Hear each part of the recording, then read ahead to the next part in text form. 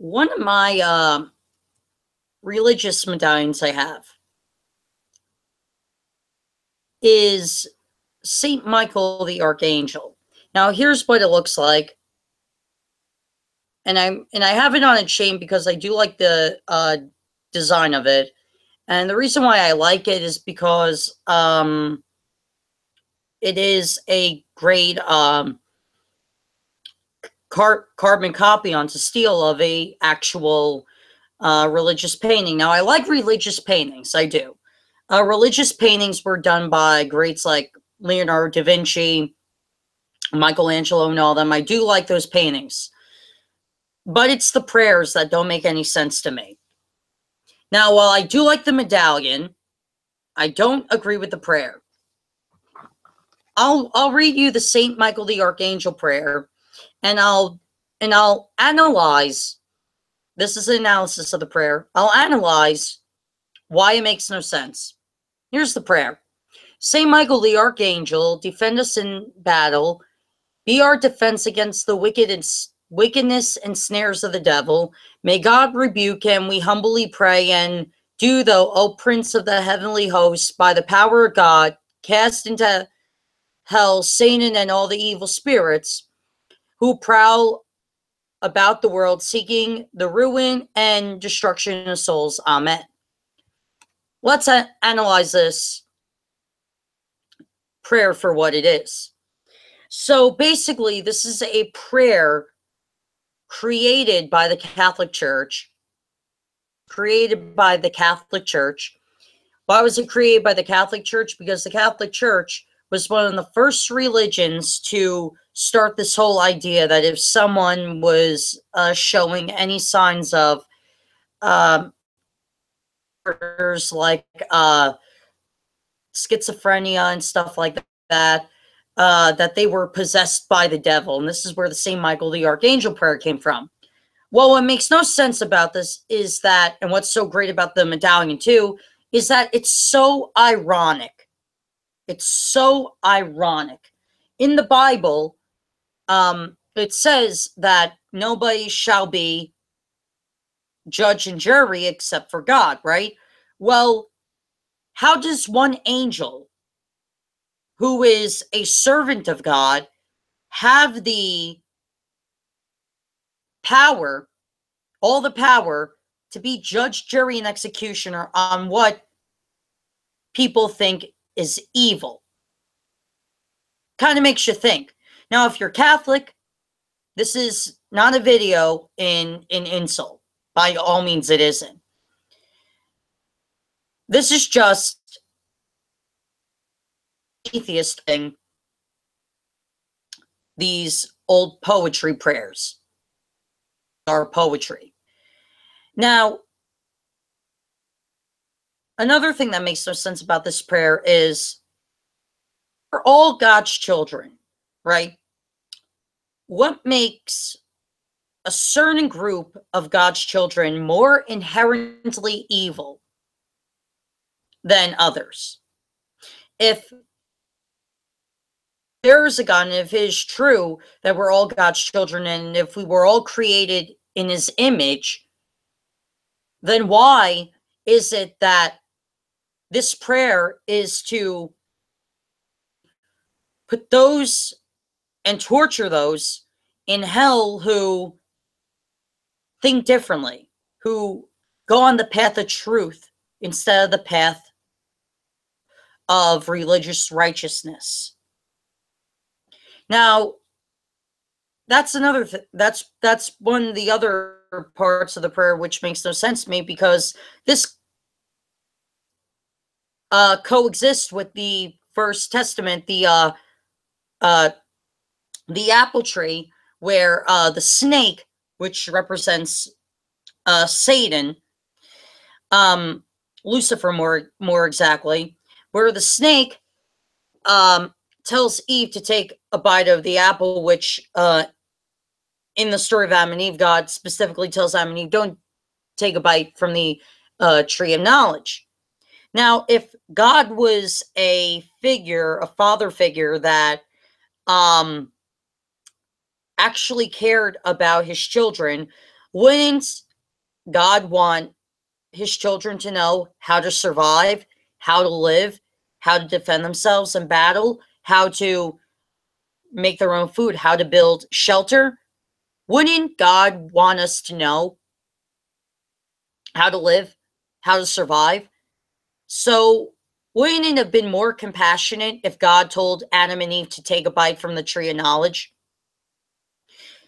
Because from this prayer, the same Michael the Archangel prayer, to the story of Adam and Eve, this is basically saying, this is a vengeful God saying, look, if you don't take all the truth from me, if you don't take all the things I tell you as truth, and you take a bite from the tree of knowledge, and if you go on the path of truth instead of the path of righteousness, you will be sent to hell, or you'll be burning and put in pain for a long time, forever and ever, to quote George Carlin, but I still love you. You're still my child. That's why this prayer makes no sense. And this is why I love the screwed up justice here. Because as you could see, Saint Michael has the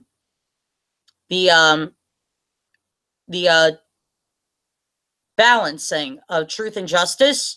Well, how can there be any truth and justice if God in the Old Testament, and as it appears here in this prayer, is telling people, you follow me or else you're Satan, or else you're going to hell? How are we supposed to have truth and justice for ourselves, and for free will at that, if we aren't allowed to question our possible creator? And I use possible in all the strongest words, because as an atheist, I don't know if there's a God.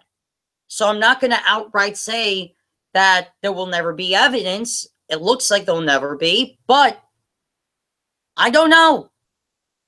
And if there is a God, wouldn't he want us to question him? Wouldn't that be part of the test? Wouldn't that be part of the test of righteousness, if we would do the righteous thing? Because in the Bible itself as well, the story, I believe it is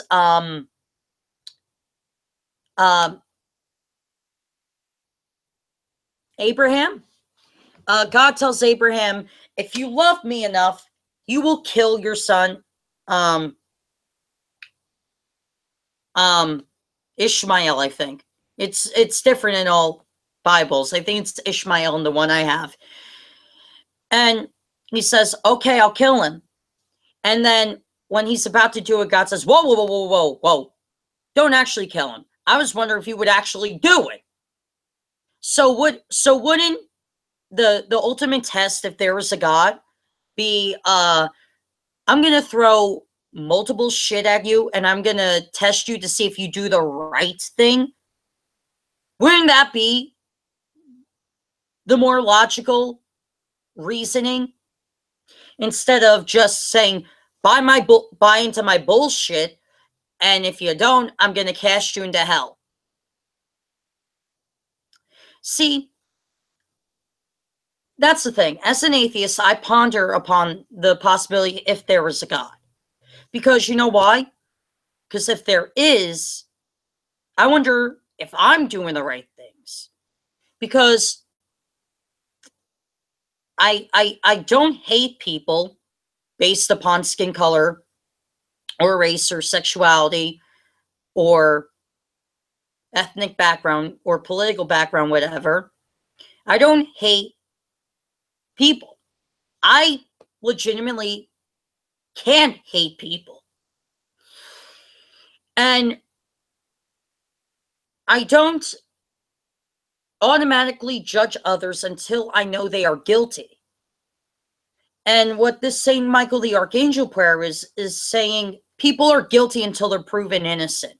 That's exactly what this prayer is. In fact, this should be engraved in every single American courtroom, because it's so fucking backwards. Essentially what I'm saying is, this prayer makes no sense. And that's why I think I'm going to wear it more often. I mean, because the art in this thing is actually genuinely amazing. How they could take a painting of Saint Michael the Archangel and put it into such perfect form on a medallion. But at the same time, though, I find it is kind of hypocritical and ironic. This medallion and this prayer is the pure definition of irony. Now, I will say this again, and after all that I said here, please tell me if this makes sense to you, even if you're Catholic. Saint Michael the Archangel, defend us in battle. Be our defense against the wicked ensnares of the devil. May God rebuke him, we humbly pray. And do thou, O Prince of heavenly hosts, by the power of God, cast into hell Satan and all the evil spirits who prowl about the world, seeking the ruin and destruction of souls. Amen. And one thing before I end this video. Yes, there is good and evil in the world. There is good and evil in the world. And this is one more test to Christians out there. If there is a God that exists, the God that you believe in, wouldn't God be testing you on how you respond to evil? Wouldn't God be testing you on how you respond to evil?